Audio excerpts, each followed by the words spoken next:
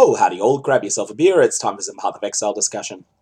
Today brought the upcoming balance manifesto for the 3.14 Ultimatum expansion, and in that there's some pretty big changes to one aspect of Endgame, which is delirious maps and fractured fossil map duplication.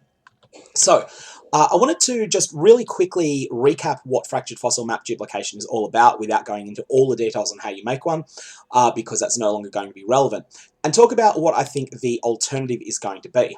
So in 3.13 and also in 3.11, you were able to make some pretty ridiculous maps, one of these being a serious map, one of these being a meme map, that have 5 delirium layers of your choice applied to them. So see here that this has 5 breach reward layers on it, and this one has 5 harbinger reward layers on it.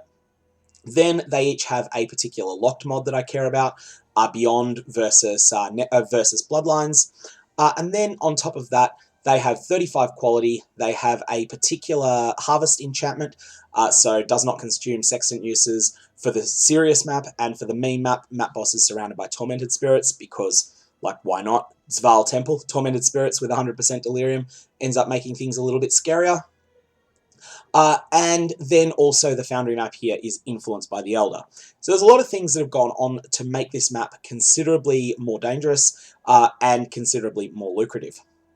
Now, what's happening is that once you use a fractured fossil on an item, one copy will end up mirrored, the other copy will end up with a new tag on it called split.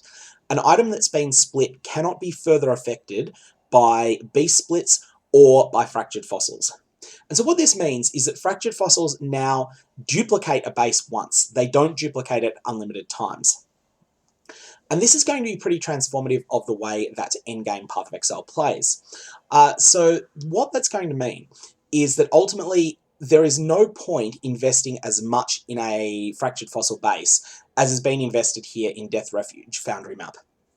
So Death Refuge, the steps that I'd gone to with that, 35 quality from Hillock and Intervention, sourcing originally an Elder-influenced Foundry map, using the Harvest, Fracture and Item mods to lock Beyond on it, and then furthermore, I think there's, of course, applying the 5 Delirium reward layers, and also applying the Harvest Enchant, does not consume sextant uses. A lot of separate steps went into that. Those steps are simply not going to be worth it when you're only going to get double value from your maps. What I think you're going to want to do in the future is instead source most of your Delirium maps from the Alexajoris region of the Atlas, and particularly from the node Pathological.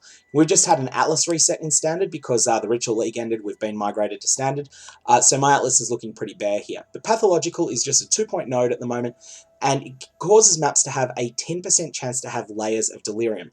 Now what this wording means, maps found in areas have a 10% chance to have layers of Delirium, means that when you're running maps within Alexajoris, let's say I ran a Forking River map, and while I'm running that Forking River map, some other map dropped. Maybe it's a tier 15 map from a different region. So let's say that a Frozen Cabins tier 15 map dropped while I was running that Forking River. There would be a 10% chance for that Frozen Cabins to then have at least 1 and potentially as many as 5 layers of Delirium applied to it.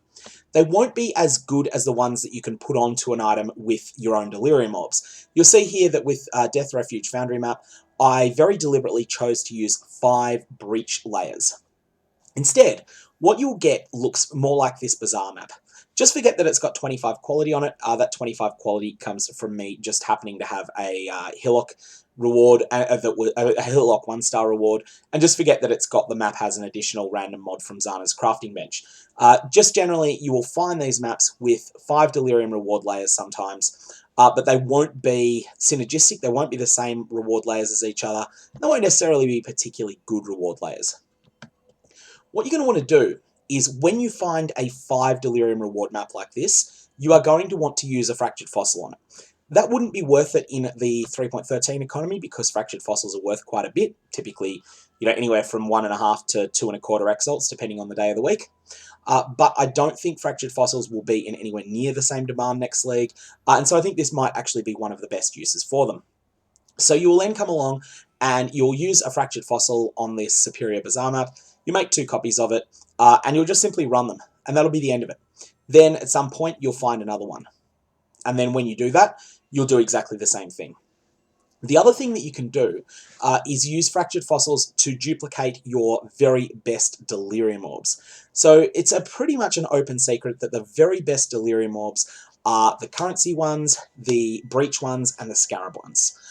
Those tend to be the best ones at the moment, with other ones being sort of all over the place in their individual merit. So, when you've got 5 currency delirium orbs, you'll put them all on one map, and then get 2 uses from it by using a fractured fossil to duplicate that map. So there's a lot of little things like that that you can do. The other thing that will happen sometimes is that you'll be running maps with pathological, and you'll find maps that have 3 or 4 layers of delirium. Again, in this case, you're probably going to want to top them up to 5 just by using delirium orbs that you've found in loot, and then split those ones with a fractured fossil. When you get maps that have 1 or 2 layers of delirium, then at that point you probably don't want to top them up. You probably just want to run them as is, or even sell them to other players that are not yet at the level of endgame play necessary to run 100% delirious maps. Lastly, there have been some nerfs to both item rarity and item quantity in delirious maps, and these should be pretty meaningful, but mostly for people who are running some of the really crazy strategies involving winged scarabs. If you were doing one of those strategies, you know who you are and you know why this strategy is getting nerfed.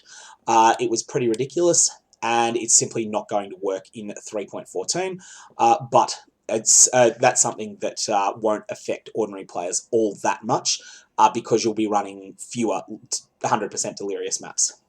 Anyways, that's all I've really got on that. That's what I think is the future of running delirious maps. Basically, run maps in Lexajoris. If you're in a trade league, instead of trading for fractured fossils so much, you're going to want to trade for other people's pre-delirious maps, then throw another couple delirium orbs on them, and then you're good to go. If you've got any comments or questions, though, do definitely let me know below. One last thing I will say is that with these maps, do not use Harbinger orbs on these. I found that out the hard way. I Harbinger orbed a tier 15 delirious map, thinking, oh yeah, that'll become a tier 16 delirious map. And it became a tier 15 beachhead with no delirium layers applied to it. So that was disappointing. You can, however, Val them. Definitely craft them up into a map you can beat first. Then once you've done that, throw a Val orb on it, and you may end up with some sort of monstrosity like a Val Temple, and you may also end up with something that's a lot of fun to run. Anyways, that's all I got. I hope you have a good one.